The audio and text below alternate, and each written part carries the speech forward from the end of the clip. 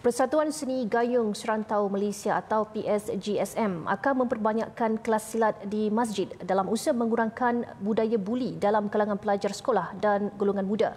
Yang di-Petua PSGSM Perak Hasnul Fairuz Hushin Amri berkata, aktiviti silat yang mendapat sokongan penuh Jabatan Agama Islam Perak itu juga bertujuan mengurangkan ketaksuban golongan muda terhadap gadget. Beliau berkata demikian pada sidang media selepas Majlis Himpunan Anak-Anak Gayung Serantau dan Se-Malaysia edisi ketiga di Ipoh.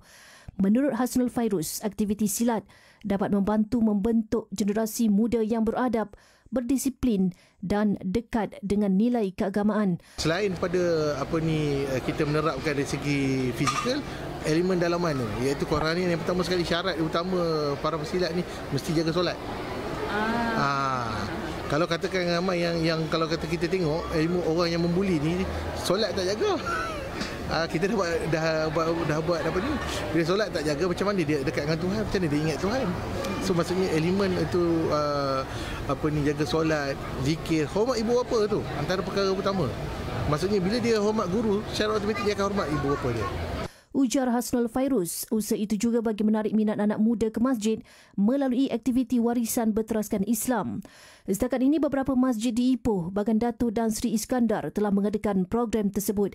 Sementara itu, Timbalan Pengarah Jaib K Muhammad Kamal Muhammad Nur berkata, pihaknya sangat menggalakkan program itu bagi memberi hala tuju dan jati diri kepada generasi muda.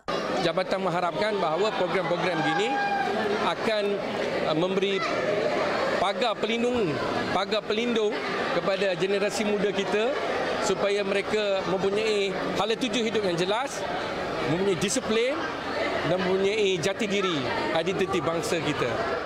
Malah katanya ia selaras dengan dasar Majlis Agama Islam dan Adat Melayu Perak yang mahu masjid-masjid menghidupkan semula seni silat.